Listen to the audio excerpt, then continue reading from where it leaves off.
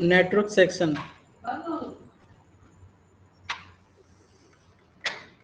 Network section, इसमें आपको पहले WTR वाले सेट का समझ लेना है, फिर मीडियाटेक और SDR वाले जो सेट होते हैं उनका किस तरह से ट्रेसिंग करना है, फिर 4G में सैमसंग के फ़ोन का भी देखेंगे, उसके बाद हम जो है 5G फ़ोन पे आएंगे।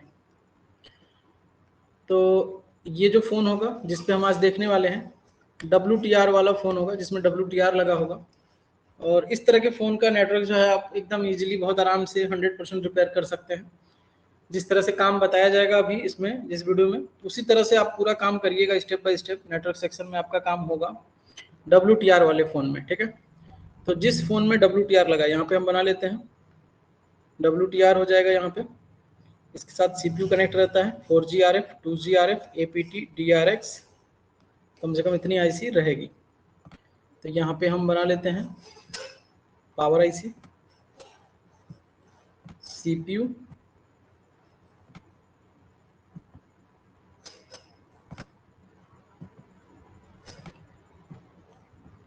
हमारा फ्रंट एंड मॉड्यूल होगा यानी 2G पावर, और यहाँ पे 4G पावर एम्पलीफायर होगा।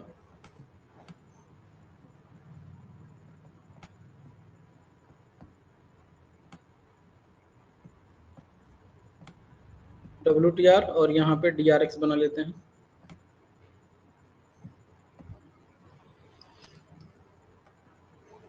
और एक रहा APT IC, तो APT IC भी यहीं पे बना लेते हैं।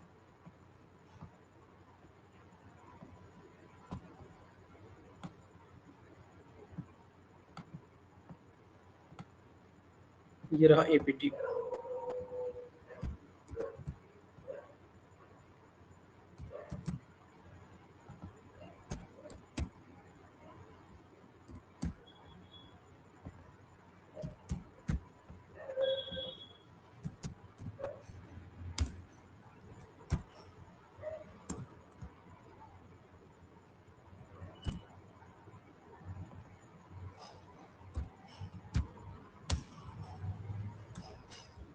ठीक है, ये हो गया हमारा 4GPF और 2G को FEM कहते हैं। तो ये हमारा हो गया पूरा। नेटवर्क सेक्शन में इतनी IC आपको दिखेगी। तो आप लोगों को दिखता होगा कि PM से जो है 2 वोल्टेज WTR के अंदर इन होता है।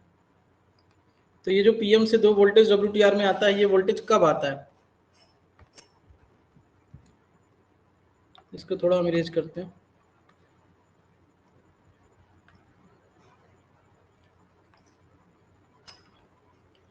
ये जो PM से 2 वोल्टेज जो है WTR में आती है, वो वोल्टेज कब आती है, जब आपकी पूरी नेटवर्क सेक्शन CPU से कनेक्ट होती है और उसमें किसी प्रकार का, ड्रॉ कर लेते हैं, एक होता है हमारा 1 वोल्ट और दूसरा होता है 1.8 वोल्ट।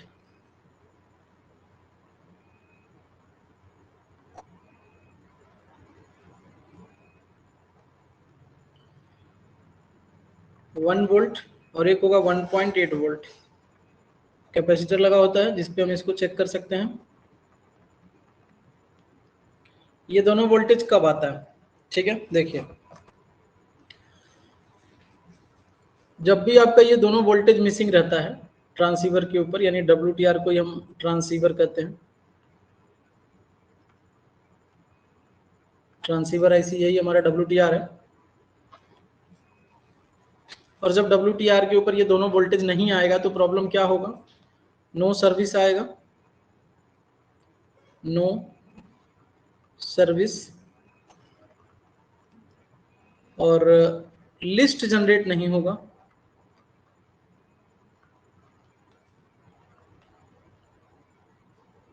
ठीक है।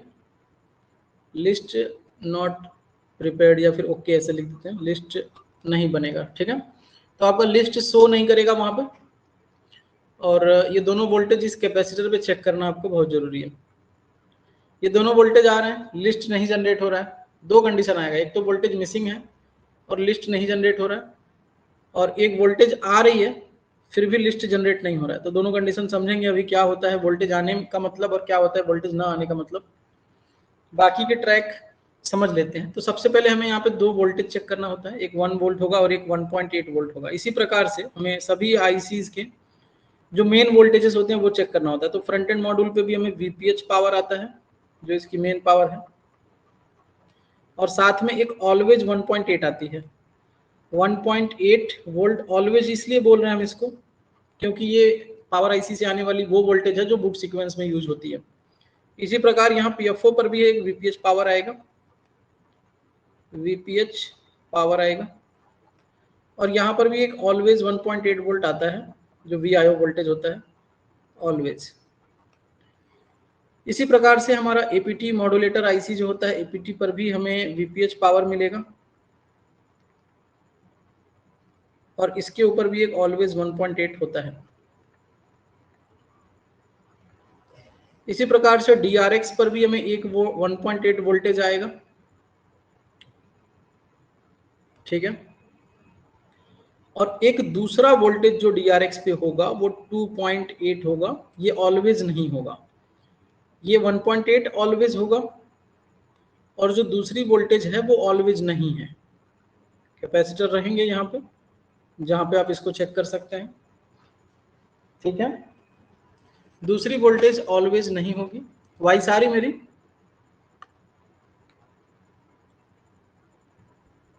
आप लोगों की आवाज नहीं आ रही है, कंफर्म करिए।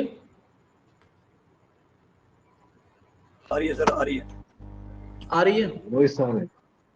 ठीक है। किसी का कॉल आ रहा था, मुझे लगा आप लोगों के साइड से आ रहा है। चलिए, तो इस तरह से हमें पावर आईसी से WTR के ऊपर जो वोल्टेज मिलेगी वो वोल्टेज ऑलवेज नहीं होती है, मतलब कंटिन्यू नहीं आएंगे। 1.8 यहाँ पे सभी जगह पे ऑलवेज हमने लिख रखा है, तो वो ऑलवेज वोल्टेज आपको डायरेक्ट जैसे आप ऑन करोगे फोन को तो ये वोल्टेज यहाँ पे प्राप्त हो जाएंगी, ठीक है। वीपीएच तो पहले ही बनेगा क्योंकि बिना वीपीएच का तो फिर 1.8 बनना ही पॉसिबल नहीं है, पावर आईसी का ऑन होना ही पॉसिबल नहीं है। वीपीएच नहीं बनेगा तो पावर आईसी ऑन ही नहीं हो पाएगी, तो फोन के ऑन होने का तो सवाल ही नहीं है। तो वीपीएच हमें ये भी देखना होता है कि कई बार वीपीएच में एक छोटा सा क्वाइल या रजिस्टर लगा होता है। क्वाइल ज्यादातर दिखता है 2G RF के पास में, तो या फिर रजिस्टर भी दिखता है, वो R2 वाली रजिस्टर होती है। तो कई बार वो रजिस्टर भी वोल्टेज को ड्रॉप करके भेजता है फ्रंट एंड मॉड्यूल में, तो हमारा रजिस्टर जो है वो ओपन हो जाता है, तो वहां पे VPH power front end module को प्रॉपर नहीं मिलती है, जिसकी वजह से आपका इस तरह का प्रॉब्लम आएगा। आपका जो FEM है वो ऑन नहीं होगा और आपका फोन जो है ऑफ कंडीशन में, मतलब नेटवर्क को ड्रॉप कर देगा, पूरी तरह से नेटवर्क चली जाएगी, और उस कंडीशन में आपका इमरजेंसी कॉल भी आ सकता है, नो सर्विस भी आ सकता है। क्यों आता है वो हम बताएंगे। इमरजेंसी भी आ सकता है और नो सर्विस भी आ सकता है, ठीक है। वॉइस आ रही है? आ रहे हैं सर जी। 1 मिनट टाइम दीजिए मुझे।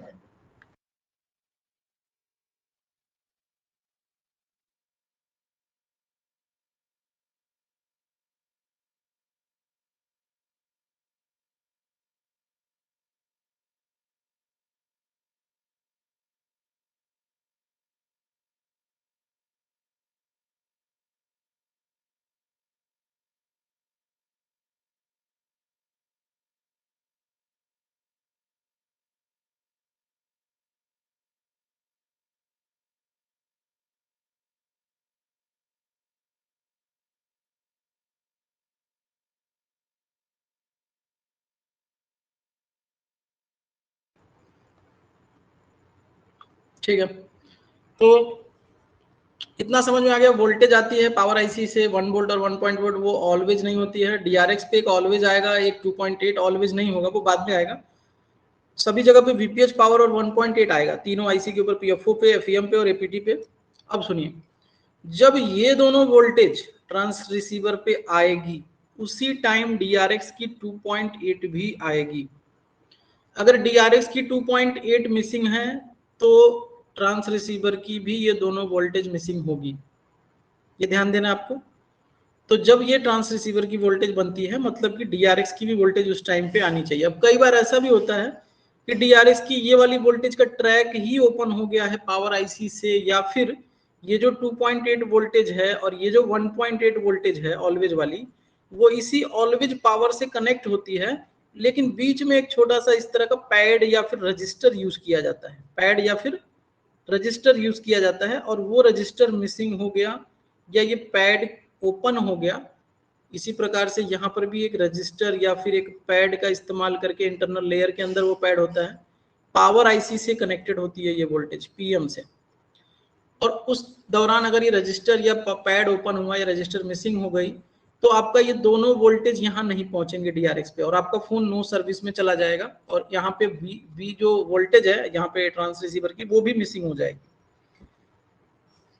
या ऐसा भी कंडीशन देखा गया है कि ट्रांस रिसीवर की वोल्टेज आ रही है, डीआरएक्स ऑफ है, नो सर्विस में है फोन, ठीक है। तो अब ये तो रहा पूरा वोल्टेज का मैटर, इतना वोल्टेज जो है प्रॉपर बनना चाहिए इन पांचों आईसी के ऊपर, इतना सभी लोग चेक कर पाएंगे स्कीमेटिक से ढूंढ के। इसके बाद आता है सेकेंड लाइन चेक करना। पहले फर्स्ट आपको फिजिकल देखना है, पूरे बोर्ड को सही तरीके से देखना है, नेटवर्क एंटीना क्या है, कोई कंपोनेंट टूटा हुआ नहीं होना चाहिए, नेटवर्क का जो केबल है वो सारी चीजें, लिस्ट जनरेट नहीं कर रहा है, आपको WTR पे काम करना है नहीं करना है वो चेक करना है, मतलब सेटिंग में जाना है, नेटवर्क प्रिफरेड में जाना है। यहाँ पे ये चीज मैं बता दूं, आपने नेटवर्क प्रिफरेड देखा होगा, सबको पता होगा नेटवर्क प्रिफरेड, नेटवर्क प्रिफरेड आप देखिए। और एक ऑटोमेटिक सर्च होता है, मैनुअल सर्च होता है, वहां पे ऑटोमेटिक और मैनुअल, उसको ऑफ कर देते हो आप, ऑन कर देते हो या फिर ऑफ कर देते हो, ये चीज मैं समझा देता हूँ पहले। देखिए जब भी नेटवर्क प्रिफरेड में आप जाओगे तो वहां पे आपका लिखा रहेगा LTE 3G 2G इस तरह से रहेगा, और मान लो यहाँ पे 4G मैं लिख देता हूँ, ठीक है। तो आप सेलेक्ट करते हो 4G ओनली, 3G ओनली या फिर 2G ओनली, करते हो ना, वो वाले सेक्शन में नेटवर्क, वो नेटवर्क प्रेफरेड सेक्शन है। तो अगर आप सेलेक्ट करते हो, मान लो आपने LTE पे सेलेक्ट किया तो सेलेक्ट हो जा रहा है LTE पे, ये हाइड नहीं है। आपने 3G पे सेलेक्ट किया, 3G सेलेक्ट हो जा रहा है, 2G पे सेलेक्ट किया, 2G सेलेक्ट हो जा रहा है। अगर इस तरह का बिहेव दिख रहा है, सेलेक्ट हो रहा है, तो उस टाइम आपको अक्सर ये दिखेगा कि ये दोनों वोल्टेज आ रही है और ट्रांस रिसीवर भी ऑन हो रही है, ठीक है। मतलब आपको काम ट्रांस रिसीवर पे मान के चलिए 70% ये चांस है कि ट्रांस रिसीवर पे काम नहीं करना। अब उसको भी और ज्यादा परसेंटेज को इंक्रीज करना है तो ऑटो, ये सर्च वाले में आइए, ऑन ऑफ वाले में, ऑटोमेटिक को ऑफ कर दीजिए, मैनुअल सर्च करिए, मैनुअल सर्चिंग कीजिए। अब सर्चिंग करोगे आप तो सर्चिंग में आपको दिखेगा, आपने केवल 2G ओनली पे करना है, वोडाफोन का सिम या फिर एयरटेल का सिम डाल देना है, एयरटेल का सिम आपको लगा देना है या फिर वोडाफोन का सिम आपको लगा देना है। पहले 2G कर लेना है केवल, और चेक करना कहीं ऐसा तो नहीं है फोन में जैसे हम वोडाफोन और एयरटेल करके 2G करते हैं तो नेटवर्क आ जाती है, और जब 4G पे रहता है तो नेटवर्क नहीं आता है, नो सर्विस रहता है, तो वो ध्यान देना आपको, ठीक है। तो अगर 2G ओनली करके आप सर्च करते हो, लिस्ट जनरेट होती है पूरी, वोडाफोन, एयरटेल, जियो, BSNL इस तरह से, और सबकी 2G की लिस्ट आएगी, 2G की VI आ गई, 2G की एयरटेल आ गई, 2G की आपकी BSNL आ गई, सेल्वन आ गई, ठीक है, इस तरह से जो भी आपके पास चल रहा है वहां पे। तो इस तरह से 2G की लिस्ट आ गई। फिर आपने यहाँ पे LTE सेलेक्ट करके फिर सर्च करना है तो 4G 3G 2G इस तरह से सभी ब्रांड की लिस्ट आ रही है अगर वहां पे, ठीक है। 4G में सबकी लिस्ट आ रहा है वहां पे, यहाँ तक कि जियो का भी आ रहा है, और आपका सर्च करने के बाद ये लिस्ट बन रहा है और सेलेक्ट नहीं हो रहा है, तो 99% आपका ट्रांस रिसीवर ओके है। दो चीजें जरूरी है, नेटवर्क प्रेफरेड सेलेक्ट होना चाहिए और सर्चिंग में लिस्ट जनरेट करना चाहिए पूरा पूरा। अगर आधा भी जनरेट करता है ना तो भी आपका 90% कहेंगे कि ट्रांस रिसीवर काम कर रहा है। 4G नहीं सेलेक्ट कर रहा है मतलब 4G की लिस्ट नहीं शो हो रही है, कोई भी लिस्ट 2-4 कंपनियों की बन रही है तो ट्रांस रिसीवर क्या है हमारा, काम कर रहा है। और अगर पूरा 4G के साथ बन रहा है तो फिर गुड, तो 99% कह सकते हैं कि ट्रांस रिसीवर सही है। अब खराबी कहाँ हो सकती है ट्रांस रिसीवर में, तो चलिए इसको भी एक्सप्लेन करते हैं, आपको क्या क्या लाइन चेक करना है। अगर इस तरह का कभी भी कंडीशन दिखता है तो आपको यहाँ पे एक एक्सो लाइन दिखती है, एक्सो लाइन में आपको इस तरह से एक कैपेसिटर दिखेगा, फिर एक रजिस्टर लगा हुआ दिखेगा, सीरीज में दोनों होंगे और इन हो जाएंगे। यहाँ पे आपको लिखा रहेगा एक्सो अंडरस्कोर एसओसी लिखा, सॉरी एसओसी नहीं, एक्सो इन लिखा रहेगा यहाँ पे। आज ये इरेज नहीं हो रहा है, ठीक है, मैं इसको यहाँ से इरेज कर लेता हूँ। एक्सो इन लिखा रहेगा यहाँ पे, एक्सो इन, जिसमें आपका 19.2 मेगाहर्ट्ज की फ्रीक्वेंसी होती है, आपको चेक करना होता है यहाँ पे। अब यहाँ पे डीएसओ कंपलसरी है, यहाँ पे डीएसओ क्या है, कंपलसरी है। कई बार ये हो जाता है, ये लाइन आपकी डैमेज होती है, और ये लाइन देखिए, आप इसमें अगर छेड़छाड़ करोगे ना थोड़ा सा भी, तो ये लाइन WTR में शॉर्ट हो जाएगी। कई बार ऐसा भी मिलता है कि WTR में ये लाइन क्या हो गई है, ये डायरेक्शन उल्टा है, WTR में ये लाइन क्या हो गई है, शॉर्ट हो गई है, और आप रिपेयर कर रहे हो, आपके पास डीएसओ नहीं है, आप डीएसओ से वो फ्रीक्वेंसी नहीं चेक कर रहे हो, आप शॉर्टिंग नहीं चेक करो, आप इस लाइन पे शॉर्टिंग भी चेक करो। ये रजिस्टर पे फुल ग्राउंड से बजर आ रहा है, अगर इसमें भी एक कैपेसिटर इस तरह से आगे भी लगा होता है पैरेलली, तो उस पर भी बजर नहीं आना चाहिए, और रजिस्टर पे भी बजर नहीं आना चाहिए, और रजिस्टर के दूसरे साइड आपका फ्रीक्वेंसी, यहाँ कैपेसिटर के दोनों साइड फ्रीक्वेंसी होनी चाहिए। मल्टीमीटर से चेक करोगे तो वहां पे 1.2 वोल्ट के समथिंग वोल्टेज भी आएगी कैपेसिटर के एक एंड पे, कैपेसिटर के एक एंड पे वोल्टेज भी आएगी, यहां तक कि ट्रांसीवर से भी वोल्टेज जनरेट होती है, और इस रजिस्टर पे भी वोल्टेज आएगी। आप वहां पे कंफ्यूज मत होना कि कैपेसिटर के दोनों साइड वोल्टेज कहां से आ गई। ट्रांस रिसीवर भी जब ऑन होती है ना, तो इस पाथ पे वोल्टेज भी देती है, ठीक है। तो आपको देखना है ये दोनों, वहां पे मल्टीमीटर से केवल वोल्टेज चेक करके अब ये कंफर्म मत कर लेना कि वहां पे फ्रीक्वेंसी होगी, फ्रीक्वेंसी आपको चेक करना पड़ता है, डीएसओ से वो चेक करना होगा, तभी आपको श्योर होना है। और ये भी कंफर्म करना है कि ये WTR के पैड तक जा रही है, नहीं कहीं ऐसा तो नहीं है बीच में ही बॉल ओपन है, कहीं पे ट्रैक कटी हुई है, रजिस्टर के दोनों साइड फ्रीक्वेंसी आ रहा है नहीं आ रहा है, ये फाइनल कैपेसिटर तक फ्रीक्वेंसी पहुंच रही है नहीं पहुंच रही है, ये चेक कर लेंगे आप अच्छे से, कोई भी मिस्टेक नहीं होना चाहिए वहां पे, ये आप चेक कर लेंगे। मतलब आपका 3 स्टेप यहाँ पे हुआ, पावर पूरा हो गया, आपने देखा नेटवर्क प्रेफरेंस सेलेक्ट हो रहा, ऑटोमेटिक लिस्ट जनरेट कर रहा है, और एक्सो इन की लाइन भी सही है, फिर भी हमारा जो है सेलेक्ट नहीं हो रहा है। तो आपको काम कहाँ करना है वो अभी हम आगे बता देंगे, बाकी ट्रैक हम ड्रॉ कर लेते हैं, उसके बाद पूरी लाइन हम एक्सप्लेन कर देंगे।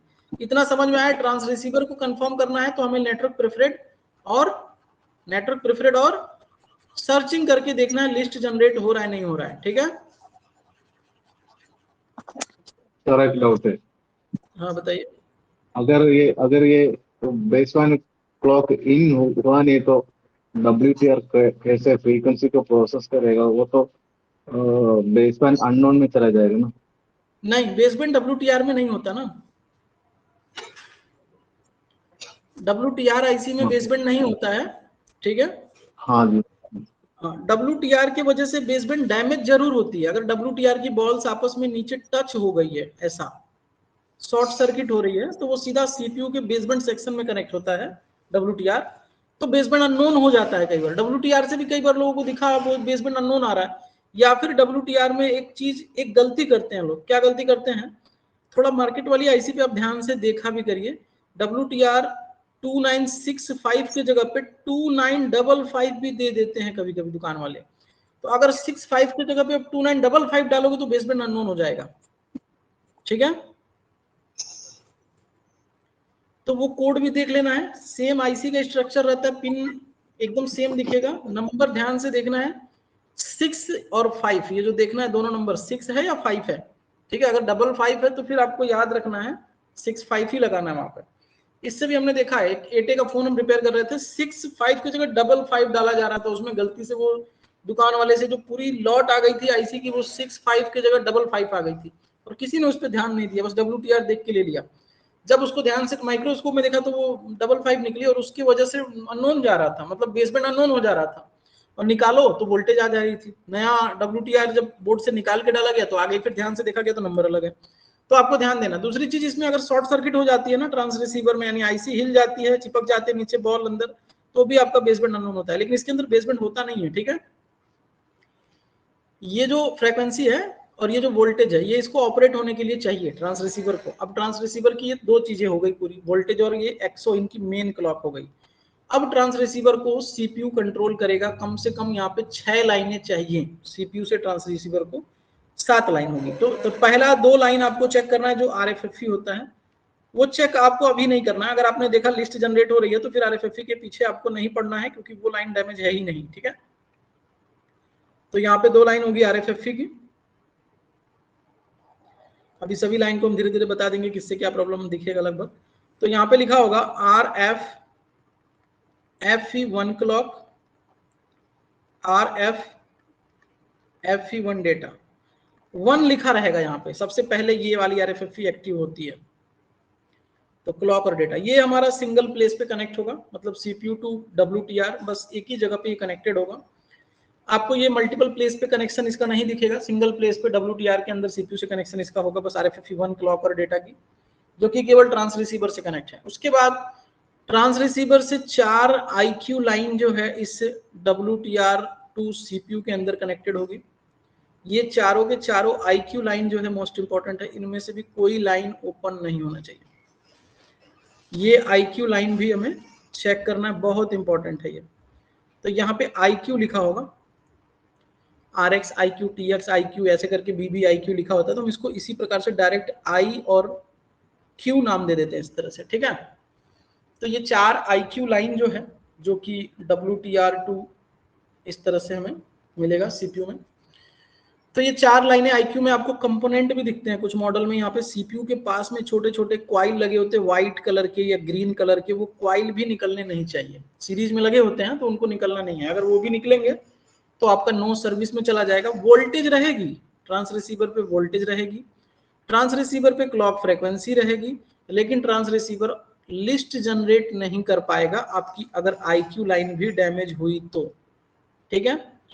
अगर आपकी RFFE ओपन हुई ट्रांस रिसीवर से तो वोल्टेज मिसिंग चला हो जाएगा, वोल्टेज आना बंद हो जाएगा, ट्रांस रिसीवर की भी दोनों वोल्टेज ऑफ हो जाएगी और DRX की 2.8 ऑफ हो जाएगी, और इस तरह से आपका रिसीवर भी बंद हो जाएगा और ट्रांस रिसीवर भी बंद हो जाएगा, ठीक है। दोनों रिसीवर, आपके रिसीवर और ट्रांस रिसीवर दोनों बंद हो जाएंगे।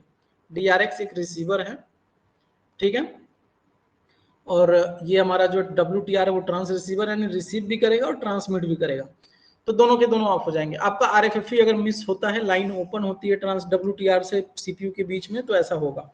इनके बीच कोई कंपोनेंट नहीं होता है, तो इसका तरीका यही है कि हमें यहाँ पे GR लेना पड़ता है, और GR में जो डिफरेंस होता है लगभग इक्वल होते हैं, डिफरेंस नहीं होता है, ठीक है। लगभग आपको बहुत मिलेंगे तो 20 से 25 के डिफरेंस मिलेंगे आपको, 50, 80, 100 का डिफरेंस।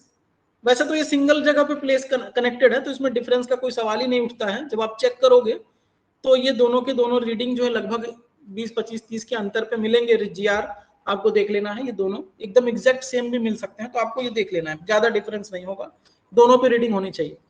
डिफरेंस किस लाइन में, कौन सी RFFE में डिफरेंस पे ध्यान देते हैं वो अभी हम बताएंगे, क्या डिफरेंस होना चाहिए, तो आप समझ जाओगे, बस उतने पे चेक करके समझ जाओगे कि ओपन नहीं है कहीं से, तो अभी हम बता देंगे।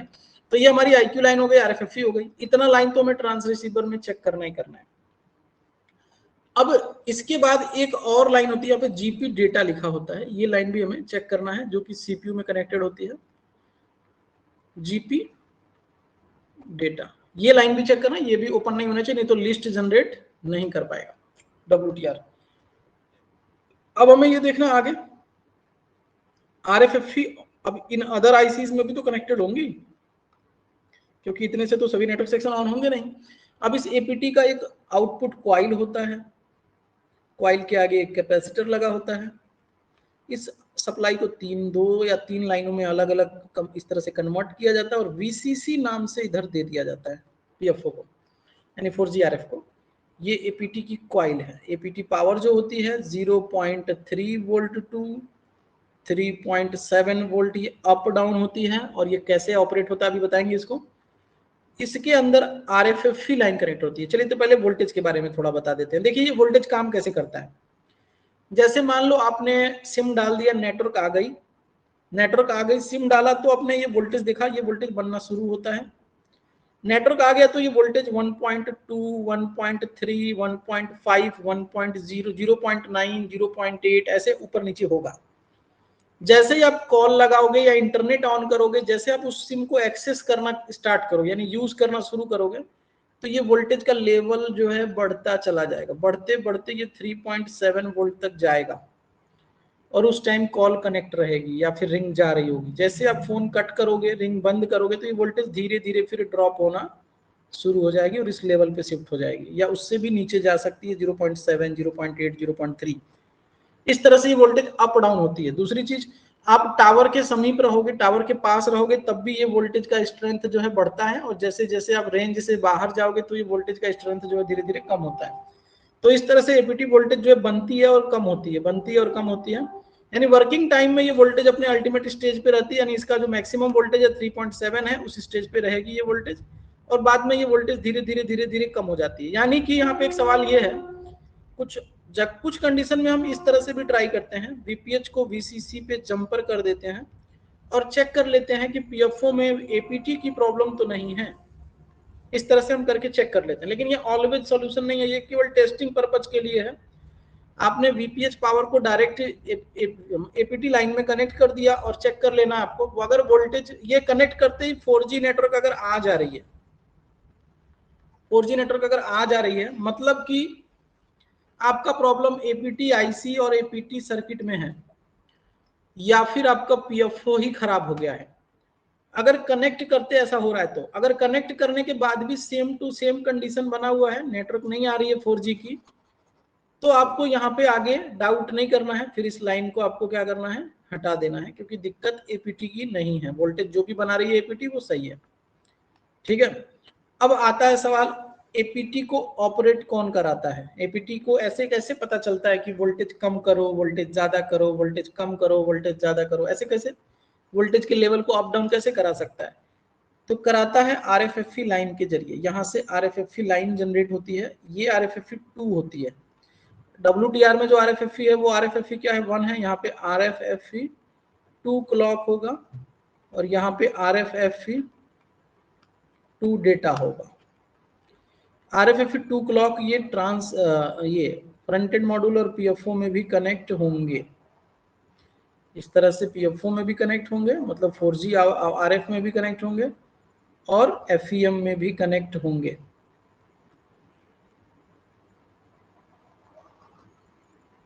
इस तरह से ये जो है दोनों में कनेक्ट हो जाएंगे।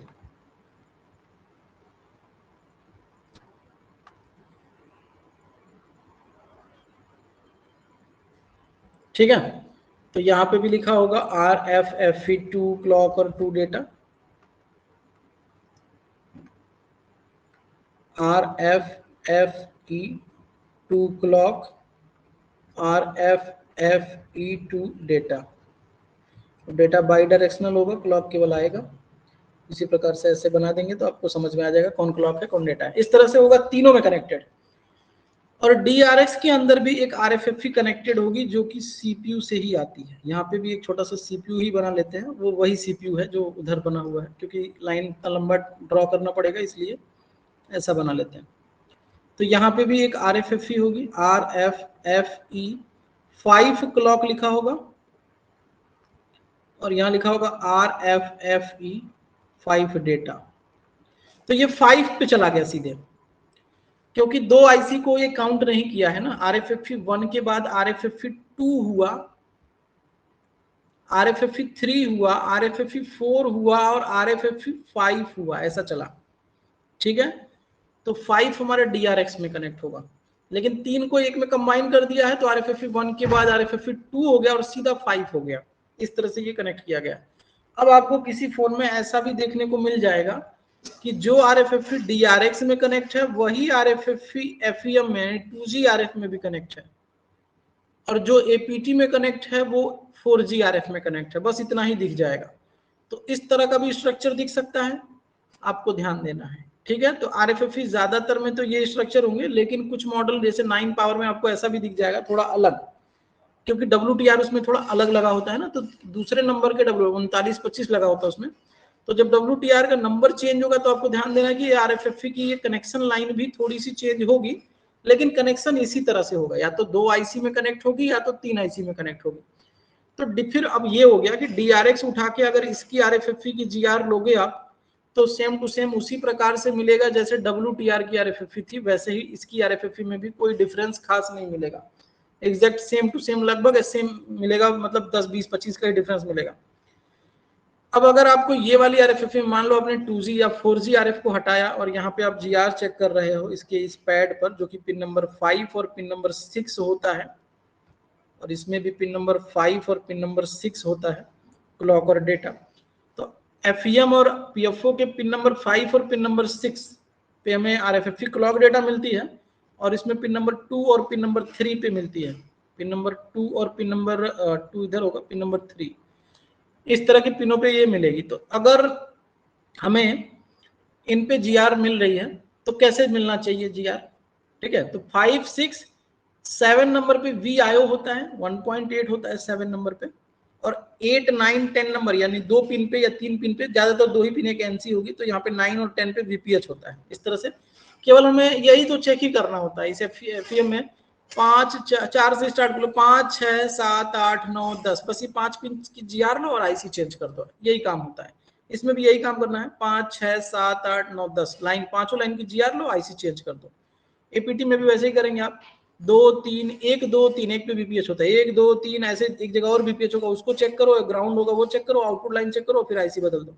मतलब आपको इनकी पॉइंट पैड की केवल GR लेनी है। तो अब इसमें मान लो आपने 4G RF हटा लिया, अब इसकी GR आप ले रहे हो यहाँ पे, तो GR में जो चेंज आएगा, मतलब क्लॉक की GR आपने देखी तो 445 आ रहा मान लो इससे, और जब डेटा की GR आपने ली, अगर यहाँ पे आपको डेटा 600 या 650 मिल रहा है या 550 मिल रहा है ऐसा भी, या फिर आपको मिल रहा है कुछ भी 510 ऐसा मिल रहा है, तो फिर क्या है, मतलब प्रॉब्लम है। इस तरह का GR अगर मिले, अगर 445 है और डेटा वाले पे भी मतलब आपको इसी तरह से मिल रहा है, 460 मिल रहा है या 470 मिल रहा है इस तरह से, तो समझ जाओ कि लगभग ठीक चल सकता है। लेकिन अगर ज्यादा ऊपर जा रहा है डिफरेंस, या लगभग सीधे 800 हो गया है ऐसा दिख रहा है, तो समझ जाओ कि लाइन ओपन है। अब ये लाइन कहां से ओपन है, तो सीधा CPU से ही ये लाइन ओपन होती है, तभी इस तरह का रीडिंग आना शुरू होता है उल्टा सीधा। या फिर किसी ने APT IC हटा लिया है बोर्ड से, हट जाएगा तब भी ऐसा होगा, या APT के अंदर पानी लगने से, वाटर डैमेज होने से वो पिन इतनी ज्यादा डस्टी हो गई है, गल गई है, कि हमारा APT से कनेक्शन लूज हो गया उसका, और उसके वजह से हमारा रीडिंग जो है वो ओपन हो गया है, डिफरेंस आ गया उसमें। तो इस तरह से आप इसकी डिफरेंस को देख के समझ जाओगे कि लाइन ओपन है कि नहीं है, ठीक है। अगर आप मान लो डिफरेंस आपको नहीं भी मिलता है, तो आपको क्रॉस मतलब वेरीफाई करना होता है कि सभी जगह पे ये कनेक्शन है कि नहीं, तो उसके लिए आपको फिर यही काम करना होता है, वो भी बता देते हैं, थोड़ा सा इसको इरेज कर लें। उसके बाद फिर आपको यही करना होता है कि तीनों IC को हटाना पड़ेगा, 2G RF, 4G RF और APT तीनों को हटाना पड़ेगा, और यहाँ तीनों के पिन नंबर 5, 6, 5, 6 और 2 और 3, इन तीनों IC के इन पिन नंबर पे GR ले लेंगे। तीनों जगह पे GR आना चाहिए, तो समझ लो कि तीनों जगह की ये जो पिने हैं वो CPU से कनेक्ट है। जो भी GR वहां पे आ रही है वो कहाँ से आ रही है, CPU से आ रही है। अगर मान लो किसी एक जगह पे GR नहीं आ रही है, तो फिर वो आपका यही कारण है कि डिफरेंस आ रहा था RFFE क्लॉक और डेटा में। कई बार ऐसा होता है कि थोड़ा सा ही डिफरेंस रहेगा 30-35 का, और उतने में भी लाइन ओपन होती है, तो ध्यान देना है, वेरीफाई कर लेना चाहिए। तो तीनों IC उठा के आपको ये देखना है कि इनके 5-6 नंबर पे, 5-6 नंबर पे और 2 और 3 नंबर पे रीडिंग आ रही है नहीं आ रही है, GR आ रही है नहीं आ रही है। जो भी GR आ रही है वो किसी अदर IC से नहीं आ रही है, CPU से आ रही है, क्योंकि अदर IC तो आपने हटा रखी है ना। मान लो यहाँ पे GR आ रही है, तो हो सकता है कि APT से GR आ रही है, CPU से कटा हुआ है, हो सकता है फ्रंट एंड मॉड्यूल से GR, इसीलिए इन तीनों को हटा लो, अब तीनों पे GR ले लो, तो जो भी GR यहाँ पे अवेलेबल थी, यहाँ पे अवेलेबल थी और यहाँ पे अवेलेबल थी, वो CPU से ही आ रही थी। इस चीज से हमें कंफर्म हो जाता है कि RFFE सही है। मान लो यहाँ पे किसी RFFE को आपने देखा कि इसमें से कहीं पे एक जगह RFFE ओपन है, तो उस तरह के केस में क्या होगा, WTR की ये दोनों वोल्टेज नहीं आएगी और ये 2.8 भी नहीं आएगी DRX की, तो ये तीनों के तीनों वोल्टेज क्या होंगे, ड्रॉप होंगे पूरी तरह से, और आपका फोन जो है नो सर्विस में होगा, ठीक है। तो वोल्टेज मिसिंग केस तभी होता है जब आपका RFFE मिस हो जाता है कहीं से, या तो DRX से मिस हो गया, या तो इन तीनों में से कहीं एक जगह से ओपन हो गया, या फिर CPU से ही ओपन हो गया है, तो आपकी जो WTR की वोल्टेज है और DRX की जो एक वोल्टेज है वो मिसिंग हो जाएगा, मतलब वोल्टेज नहीं बनेगा और आपका फोन नो सर्विस में रहेगा। एक तो ये होता है ट्रैक ओपन होना, दूसरा ये होता है कि 4G RF हमारा बहुत ही ज्यादा खराब होता है। मार्केट में जो भी ये 4G RF होता है, या फिर आपका 4G RF जो आप मोबाइल है आपका, उसमें 4G RF के खराब होने के चांसेस सबसे ज्यादा होते हैं 4G RF 4G फोन के अंदर अगर हम बात करें, क्योंकि अगर आपका फोन यूज करते हो तो ज्यादातर आपका नेटवर्क जो है 4G पर ही ऑपरेट होता है, 2G पर उतना ज्यादा लोड नहीं पड़ता, तो 4G पे आपका फोन ज्यादा वर्क करता है। कई बार कुछ फोन में तो 4G RF जो है, 4G PFO जो है वो बहुत ही वीक है, आसानी से खराब हो जाता है। जैसे Redmi 8A और 8 ले लो, जैसे सैमसंग के M20 A20 मॉडल ले लो, उसमें 4G RF सीधा शॉर्ट हो जाते हैं। तो सैमसंग में ज्यादातर RF शॉर्ट होते हैं, क्योंकि उसमें सैमसंग की जो RF होती है वो बहुत वीक होती है और बहुत इजीली शॉर्ट हो जाते हैं, फोन डेड हो जाता है। शॉर्ट सर्किट से वो डेड वाला आ जाता है, फिर उसको चेंज करना पड़ता है। तो 8A में आपका वीवो के कुछ मॉडल हैं, उसमें भी आपका ज्यादातर 4G RF खराब हो जाता है और जो WTR है उसकी वोल्टेज आनी बंद हो जाती है, और उस कंडीशन में WTR पहले चेंज करते हैं, वोल्टेज आ गई तो ठीक, नहीं आई तो आपको 4G RF चेंज करना है, वोल्टेज आ जाएगी, नहीं तो फिर आपकी APT में या फिर 2G RF में या फिर DRX में कोई लाइन ओपन है, अगर नहीं ओपन है तो आपको तीनों IC को और DRX को 1 by 1 चेंज करना है फ्रेश, मतलब वर्किंग फोन से। क्यों चेंज करना है? क्योंकि देखिए वोल्टेज नहीं आ रही है, वोल्टेज आती है थोड़े समय के लिए आती है जब फोन बूट करता है, और बूट करते टाइम वो वोल्टेज आते ही पूरे सेक्शन को यहाँ पे 2.8 भी आएगी, सभी जगह पे जो डेटा है RFFE की, वो डेटा एग्जैक्ट सभी PFO की डेटा जो है, सभी RFIC की डेटा CPU को मिलनी चाहिए बूटिंग टाइम में। अगर नहीं मिलेगी किसी RF की डेटा CPU को बूटिंग टाइम में, तो फिर वोल्टेज आना बंद हो जाएगा। फोन ऑन जब हो जाएगा पूरी तरह से तो आपका वोल्टेज नहीं आएगा और फोन नो सर्विस में रहेगा, इमरजेंसी में नहीं जाएगा।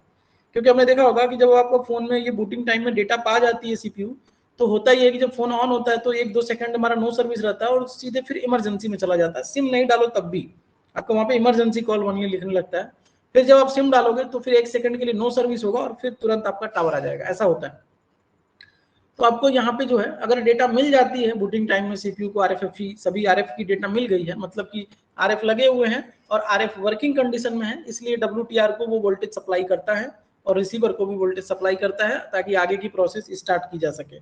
लेकिन अगर बूटिंग टाइम में ही डेटा नहीं मिली RFFE से CPU को, तो CPU वोल्टेज को ही सस्पेंड कर देगा, मतलब रेडियो सेक्शन को ही ऑफ कर देगा, रेडियो ऑफ आने लगेगा और आपका फोन जो है नो सर्विस में ही रह जाएगा।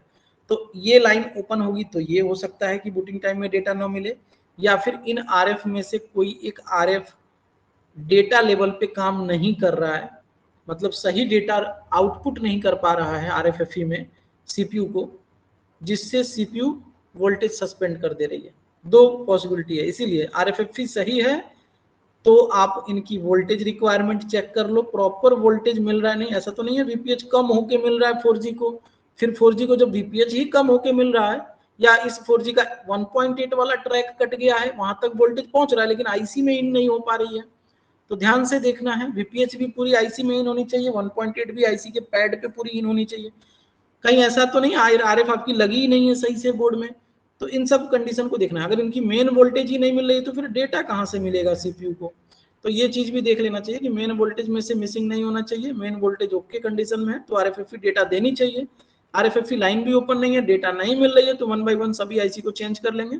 और चेंज करने का तरीका यही है कि जब IC निकालोगे आप तो पैड को डिसोल्ड करोगे, जो भी इसमें पैड होते हैं थोड़े हार्ड होते हैं, आपने देखा होगा, ये साइड वाले पैड तो बहुत आसानी से मेल्ट हो जाते हैं, लेकिन बीच में जो ग्राउंड पैड होता है वो थोड़ा सा हीट एब्जॉर्ब कर लेता है, मतलब ज्यादा हीट एब्जॉर्ब कर लेता है, जिससे क्या होता है कि IC ठीक से बैठती नहीं है, इसीलिए डिसोल्ड कर लेना पहले, इनको पूरा को डिसोल्ड करके यहाँ पे जो है ना, जो एक्स्ट्रा सोल्डर लगे हैं इनको खींच लेना, हटा लेना है, पूरा प्लेन कर लेना है IC के पैड को। उसके बाद IC रिवॉल्व करके लाना है स्टेंसिल में, और उसको 183 डिग्री से ही रिवॉल्व करना है आपको, और उसके बाद उसको ले आके यहाँ पे जो है एकदम दबाएंगे नहीं, पेस्ट लगा के एकदम हल्के हीट पे, ज्यादा भी हीट नहीं करना है, नॉर्मल हीट पे, जो कि 300 या 320 बोलेंगे हम इसको, इस हीट पे आप IC को रिप्लेस करेंगे। RF IC में कोई भी IC में WTR को छोड़ के कोई भी RF IC लगाते वक्त आपको हीट जो है 400 नहीं रखना है, 360 नहीं रखना है, तेजी में काम नहीं करना है, ऐसा नहीं कि थोड़ा हीट बढ़ा के बहुत जल्दी से लगा दे RF को, नहीं, आप नॉर्मल हीट करो और धीरे धीरे उसको जो है टाइम दो, आराम से लगने दो IC को। बहुत तेजी से हिट करके लगाओगे तब भी RF जो है काम नहीं करेगा, और नेटवर्क अगर लग भी जाता, नेटवर्क आ भी जाता तो वीक आएगा, नेटवर्क में सिंगल टावर आएगा, आपको पूरा प्रॉपर वर्क नहीं करेगा वो। तो आपको ध्यान देना है कि IC को ज्यादा हीट नहीं लगना चाहिए, रिवॉल्व करके सही तरीके से लगाएंगे, और जब सही तरीके से आप हीट नॉर्मल हीट के साथ अच्छे PPD के साथ इसको लगाओगे तो ये एकदम फिक्स जाके बैठेगी, साइड से इस तरह से बॉल बाहर नहीं निकलेगी आपकी, इस तरह से कुछ बॉल गोल गोल ऐसे बाहर आ जाती है, वो सीन नहीं होना चाहिए। अगर इस तरह का हो जा रहा है तो नीचे क्या होता है, गड्ढा हो जाता है, मतलब जो पैड था उस पैड पे न चिपक के शोल्डर बाहर निकल गया और ये हाइट बना लिया, नीचे टच नहीं हुआ वो सही से, एक आध बॉल ऐसे रह जाते हैं, तो उस कंडीशन में भी आपकी IC कनेक्ट नहीं मानी जाएगी और आपका जो है प्रॉब्लम सॉल्व नहीं होगा। तो ध्यान देना है, RF IC को निकालते हुए और लगाते वक्त एकदम से परफेक्ट लगना चाहिए, जो भी 2G 4G और DRX और APT जो भी IC, APT तो बिजी है तो वो आराम से लगा लोगे आप, 2G 4G और DRX को प्रॉपर रिवॉल्व करके ही लगाना है। इतना क्लियर है? RFFE तक की जो कहानी है ये बहुत ही ज्यादा इंपॉर्टेंट है हर फोन को रिपेयर करने में। अगर इस चीज को आप सही तरीके से ट्रेस करते हो, वोल्टेज आ रही है, लिस्ट नहीं बन रही है कि लिस्ट बन रही है, ये डिसाइड करना है, यही बताएगा कि आपको काम कहां करना है। ठीक है, इतना क्लियर हुआ? सर हाँ बताइए। वो DRX है ना, DRX हाँ DRX कहाँ से रिसेप्शन, नेटवर्क रिसेप्शन कैसे करते हैं? अब वो अभी हम आगे PRX और बताएंगे। DRX में फर्क है? हाँ, ओके ओके DRX ओके। दोनों बताएंगे, दोनों। अभी तो मैंने केवल RFFE और पावर सप्लाई को बताया है, अभी डेटा लेवल पे काम कहाँ और बताया। और और एक डाउट भी है, वो IQ लाइन्स है ना, वो फ्लिप फ्लॉप का भाग है क्या हमारा? क्या? IQ लाइन्स है ना, वो 1010 रेडिक्स मतलब NAND, और वो ऐसा कम्युनिकेशन है क्या, कम्युनिकेशन लाइन है क्या वो वही? आईक्यू, और आईक्यू जो है ना वो ट्रांस रिसीवर की आईक्यू है, WTR की आईक्यू है, जो कि जो रिसीवर से डेटा रिसीव हुई है ट्रांस रिसीवर को, ठीक है, हाँ उसको प्रोसेस करने के लिए ये लाइन है, और उसको किस प्रकार से प्रोसेस कर रहा है इसका इंफॉर्मेशन सीपीयू को मिलता है। अब प्रोसेस ओके करेगा तो क्या ओके। करेगा, जो 4G का बैंड होगा वो 4G RF में सेंड कर देगा, और जो 2G का बैंड होगा वो 2G RF में सेंड कर देगा, वही प्रोसेस होता है। वो अभी हम बताएंगे आगे डेटा लेवल पे। Okay sir, okay okay okay, thank you. अभी केवल हमने ये बताया कि वोल्टेज मिसिंग ना हो जाए, आप इसी स्टेज में ना फंसे रहो। आप इस स्टेज को क्लियर करोगे तो फिर आप डेटा स्टेज पे काम कर पाओगे आगे, मतलब RxTx लाइन और रिसीविंग लाइन। फिर 5G में आपकी बहुत ही ज्यादा डीप हो जाएगी, QLN आ जाएगी बीच में आपका। यहाँ पे फ्रंट एंड मॉड्यूल जो है दो भाग में वो सेपरेट हो जाएगा, 4G RF दो पार्ट में सेपरेट हो जाएगा, DRX तीन पार्ट में सेपरेट हो जाएगा, WTR अपने दो WTR लग के आ जाएंगे कुछ मॉडल में, या फिर WTR आपके नहीं है, SDR लगे हैं, दो SDR या सिंगल SDR ही है मान लीजिए 5G का, दो APT IC लग के आ जाएगी, ऐसा होगा। 5G के दो RF लग के आ जाएंगे, QPM बोला जाएगा, उसको बोला गया है QPM, फिर QDM, इस तरह की IC आ जाएगी। ठीक है, बहुत ज्यादा, ये बहुत ही ज्यादा बड़ा हो जाएगा, इसलिए हम बोल रहे हैं कि बेसिक से पहले ये चीज जो है लेके चलते हैं। ठीक है, ये समझ में आ गया हमें। अब ये सब कुछ फॉलो होगा 5G RF में भी, 5G फोन में भी। अगर कहीं से वोल्टेज लाइन मिस होती है, या फिर हमारा 5G में तो ऐसे WTR नहीं लगा होगा, या तो आपका SDR लगा होगा या मीडियाटेक वाला दिखेगा, क्वालकॉम में आपको SDR दिखेगा और मीडियाटेक में आपको MT6190MD जो आ रहा है वो दिखेगा। तो बाकी आपका ये जो है WTR जितने में भी लगे हैं वो 4G वाले हैं। तो ये समझ में आ गया वोल्टेज और RFFE लाइन की पूरी सर्किट। इसके बाद जो हम ड्रॉ करेंगे वो केवल और केवल हम ड्रॉ करेंगे डेटा लेवल।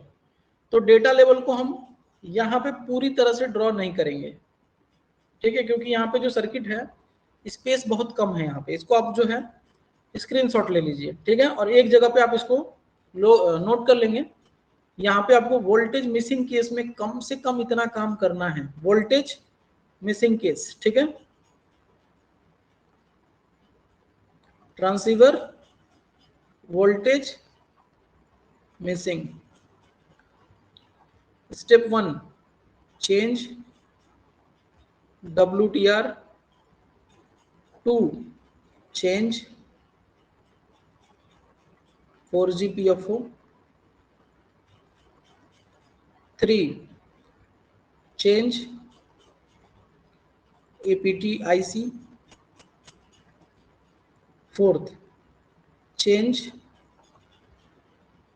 FEM यानी 2G RF,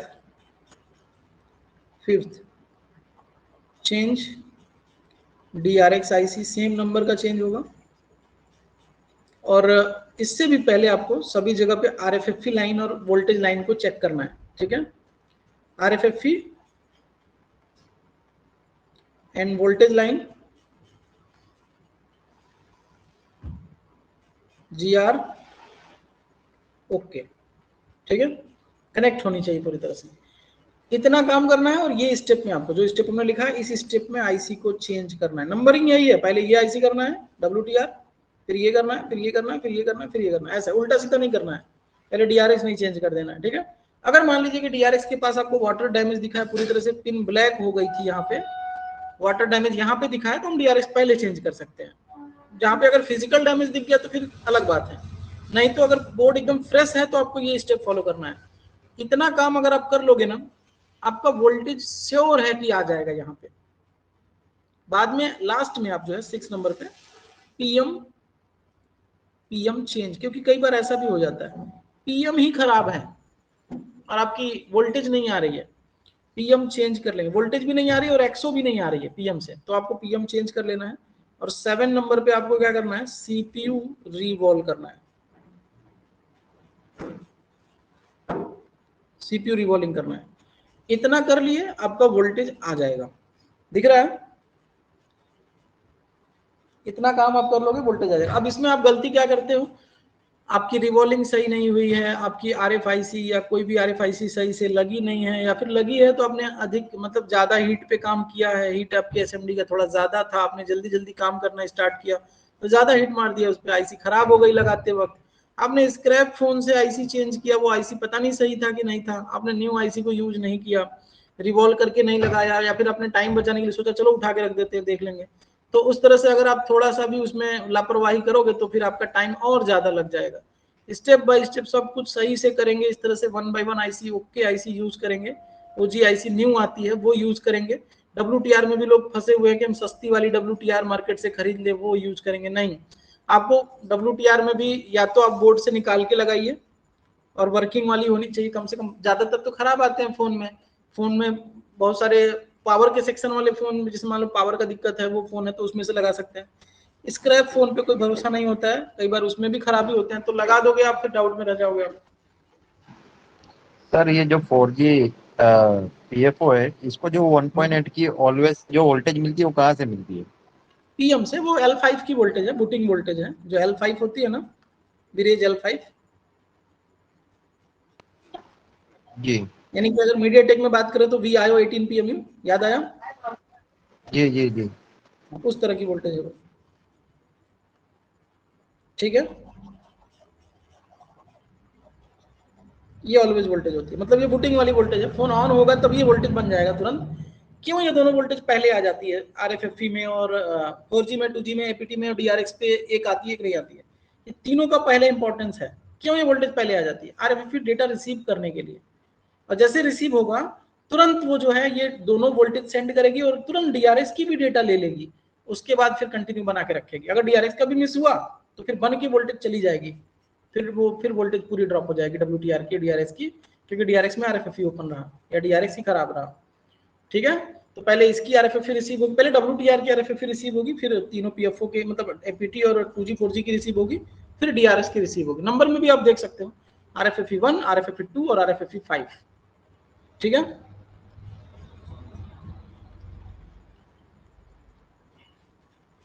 तो इतना आपको चेक करना है ट्रांसीवर के ऊपर, अगर वोल्टेज मिसिंग केस आ रहा है तब। अब वोल्टेज मिसिंग रहेगा तो आपको लिस्ट भी नहीं बनेगा, लिस्ट फेल हो जाएगा, आपका नेटवर्क प्रेफरेड भी ब्लैंक रहेगा। नेटवर्क प्रेफरेड जो है ना वो भी आपका LTE ओनली, 4G 2G और 3G ओनली और 2G ओनली, ये भी आपके सेलेक्ट नहीं होंगे, बस एक जगह पे वो शिफ्ट हो गया है, ऊपर नीचे कुछ नहीं हो रहा है, समझ रहे हैं। और आपका वोल्टेज भी नहीं आ रहा है, नो सर्विस में है।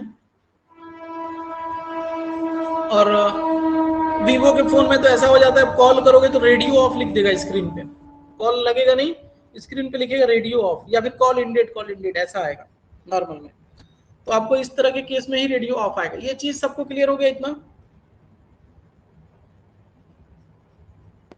क्लियर है। जी सर। हाँ, नेक्स्ट में हम ये ड्रॉ करेंगे कि WTR डेटा को कहां से रिसीव करती है, बैंड फ्रीक्वेंसी कहां से रिसीव करती है, कौन सी बैंड फ्रीक्वेंसी किस बैंड पे काम कर रही है, कौन सी फ्रीक्वेंसी, कौन से कंपनी का, एयरटेल, जियो, वोडाफोन, किस पे कौन सा काम कर रहा है, और कैसे किसको ढूंढ के रिपेयर कर सकते हैं। अगर कोई एयरटेल नहीं चल रहा है तो कैसे उसको ढूंढ के रिपेयर कर सकते हैं, वोडाफोन नहीं चल रहा है तो कैसे। हाँ, एक चीज एक्सपीरियंस ये है कि जियो का अगर कोई भी फोन है जिसमें जियो का नेटवर्क आ रहा है, जियो ओके चल रहा है, ठीक है, और वी नहीं चल रहा है, एयरटेल नहीं चल रहा है, तो प्रॉब्लम कहाँ है पता है आपको? अगर जियो ओके है, वी और एयरटेल नहीं चल रहा है, 95% प्रॉब्लम एंटीना लाइन में आता है, या फिर आपका 2G RF चेंज करना पड़ता है। 95% प्रॉब्लम कहाँ आएगा आपका? एंटीना सर्किट में आएगा, या फिर एंटीना ही ओपन है, या फिर एंटीना आपने कनेक्ट नहीं किया सही से। अगर जियो चल रहा है, वोडाफोन एयरटेल में प्रॉब्लम आ रही है, वो नहीं आ रहा है, तो आपका एंटीना डैमेज होता है। ध्यान देना आप, मेन एंटीना जो होती है वो, DRX एंटीना आप हटा भी दोगे तो भी चलेगा। अब कुछ फोन ऐसे भी दिख रहे हैं जिसमें मेन एंटीना बोर्ड के ऊपर है और DRX एंटीना सब बोर्ड में है, तो ध्यान देना है, कहीं उसमें मत फंस जाना आप, समझ रहे हैं? एक मिनट, ये चीज दिखा देना जरूरी है। तो फिर आप नीचे वाली एंटीना लगाते रहो, ऊपर का जब तक नहीं लगाओगे एंटीना तब तक आपका वो वोडाफोन नहीं आएगा, फिर आप उसमें सब कुछ कर दोगे।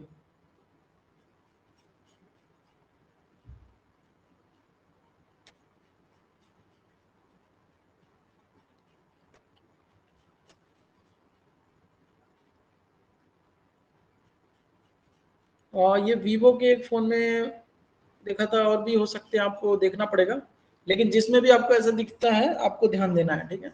दिखा देता हूँ मैं, थोड़ा सा ये डाउनलोड हो जाए। उस्ताद जी, बताइए।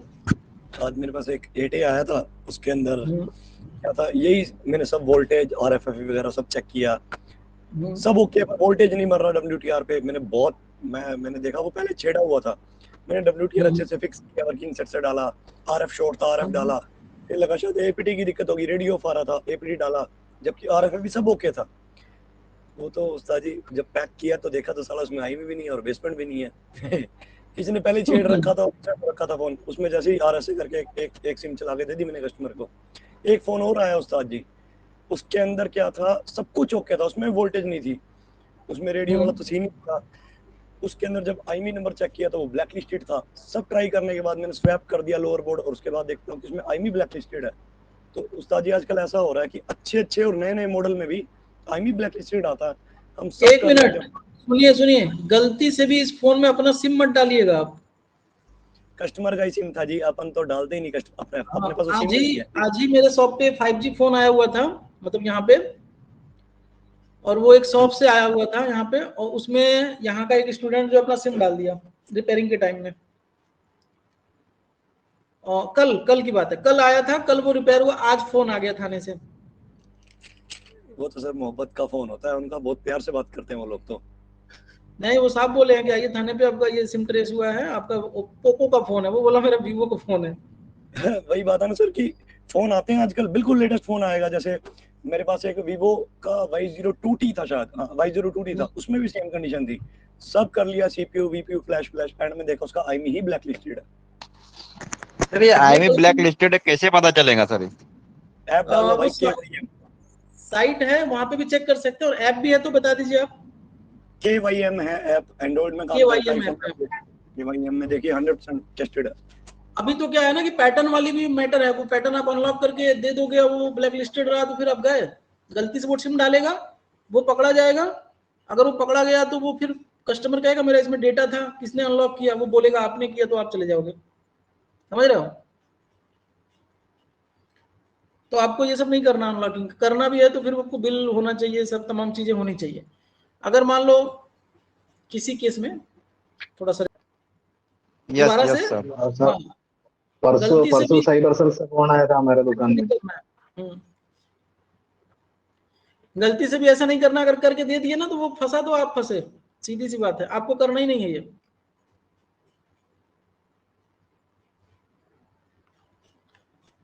देखिए यहाँ पे जो फोन है, इसमें आपका जो मेन एंटीना है ना, यहाँ ध्यान दो आप, ये दिख रहा है FEM हमारा, इसका एंटीना कहाँ जा रहा है? यहां जा रहा है, दिख रहा है? जिधर हमारा क्या होता है, DRX एंटीना होता है, और DRX IC यहाँ पे लगी है नीचे, इसका एंटीना कहाँ जा रहा है? केबल में जा रहा है, दिख रहा है? अब यहाँ पे बंदा नीचे का एंटीना तो लगा देगा, ऊपर का अगर डिब्बी पैनल पैक नहीं करेगा तो 2G नेटवर्क नहीं आएगा। मतलब पैनल जब तक नहीं लगाओगे पीछे का, तब तक वोडाफोन नहीं आएगा। आप क्या करोगे, ये बदलोगे पहले, फिर ये भी बदल दोगे, ये भी बदल दोगे, ये भी बदल दोगे, सब कुछ करके पावर आईसी सीपीयू सब कर दोगे। ऐसा कर देते हैं लोग, ठीक है। तो ध्यान देना है, जो हमारा फ्रंट एंड मॉड्यूल यानी 2G से जो ट्रैक चल रही है वो मेन एंटीना है, DRX से जो ट्रैक चल रही है वो DRX एंटीना है, ठीक है ना। DRX यहाँ लगा हुआ है, ज्यादातर फोन में DRX ऊपर लगा होता है तो ऊपर ही उसकी एंटीना होती है, ठीक है ना। तो ऐसे भी बोर्ड आ सकते हैं, तो ध्यान देना आप, नीचे का ऊपर, ऊपर का नीचे। अब इसमें नीचे वाला केबल नहीं लगाओगे तब भी नेटवर्क आता रहेगा आपका, ऊपर का एंटीना अगर आपने कनेक्ट कर लिया तो। इसके बाद हम लोगों को आगे देखना है कि DRX से जो बैंड रिसीव होती है, उसके बाद DRX बैंड को प्रोसेस करता है IQ लाइन से, उसको कमांड मिलती है। उसके बाद ये DRX जो RFFE से उसको प्रोसेस करने का जो प्रोसीजर है वो मिलता है। और उसके बाद जो बैंड प्राप्त होगा, जो 4G का होगा वो 4G में ट्रांसमिट करेगा, जो 2G का होगा वो 2G में ट्रांसमिट करेगा। उसके बाद क्या होगा वो कल समझेंगे। उसके बाद बहुत ही इंपॉर्टेंट है, ठीक है, वो आपका अगर इस तरह का प्रॉब्लम आ रहा है कि एक कंपनी की सिम चल रही है दूसरी नहीं चल रही है, ठीक है, तो उसके बाद आप ये प्रोसेस कर सकते हो।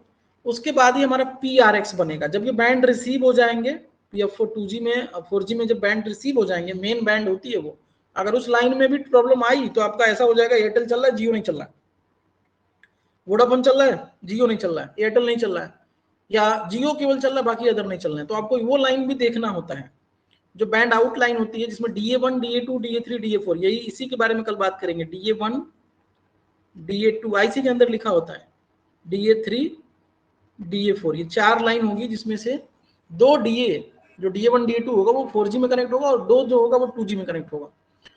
और ये बैंड लाइन में सीरीज में कैपेसिटर लगे होते हैं इस तरह से, तो कैपेसिटर रिमूव नहीं होना चाहिए। आप सोचोगे कैपेसिटर रिमूव हो गया नेटवर्क सेक्शन में तो शॉर्ट कर दो, नहीं करना है, आपको लगाना है वहां पे, ठीक है। या फिर आपने कैपेसिटर को सोच के छोड़ दिया बोर्ड को कि चलो कैपेसिटर था, तो भी आपका वो खत्म, मतलब टावर एक आएगा एक नहीं आएगा, या एकदम आएगा तो एकदम वीक आएगा, जैसे ही कॉल लगाओगे वो भी चला जाएगा, तो आपको एकदम वीकनेस दिखेगी। आप एंटीना पे काम करते रह जाओगे, काम होगा नहीं, ट्रांसीवर बदल दोगे, सारी IC बदल दोगे, एक छोटा सा कैपेसिटर डालते ही नेटवर्क सही हो जाएगी। तो ध्यान देना आपको। तो DA1 DA2 DA3 DA4 के बाद बनता है PRX। वो कैसे बनता है, 4G RF जब ट्रांसमिट करेगा तब जाके एक डुप्लेक्सर मिलेगा, एक लाइन ऐसा होगा डुप्लेक्सर का, जो बनाएगा एक PRX और एक जाएगा एंटीना, यानी कि 2G में, ये एंटीना पे जाएगा। और मेन एंटीना कहाँ कनेक्ट होता है, 2G में, यहां से बनता है PRX। और ये PRX कहाँ चला जाएगा, इसी ट्रांसीवर के अंदर। तो उसके बारे में हम आगे कल बात करेंगे। अभी ट्रांसीवर में 2 सेक्शन और होगा, एक सेक्शन होगा DRX का और एक सेक्शन होगा PRX का, ठीक है। तो 3 सेक्शन पे बात करना रह गया है। PRX PRX और DA1 DA2 DA3 DA4 को हम लोग बोलते हैं TXO। क्या बोलते हैं, TXO। तो 3 सेक्शन है, DRX PRX और TXO, जो कि कल देखेंगे। सर वो बैंड 1 बैंड 2 बैंड 3 भी थोड़ा बोल के दिया हाँ, इसी टाइम में जब ये DRX PRX और DXO बताएंगे ना, इसी टाइम में हम बैंड 1 की जितनी भी बैंड है उनकी फ्रीक्वेंसी भी बताएंगे, कौन से बैंड में कितनी फ्रीक्वेंसी और कौन से कंपनी का सिम उस पर चलता है, ठीक है। ओके सर, धन्यवाद, थैंक यू। पूरा जड़ तक जाके रिपेयर करोगे 4G फोन में तो एकदम से कोई प्रॉब्लम नहीं आएगी। सर जी, बताइए। एक प्रॉब्लम है सर कि आज सैमसंग का फोन A12 था, उसको सर हम FRP किए तो FRP तो हो गया, बाकी उसमें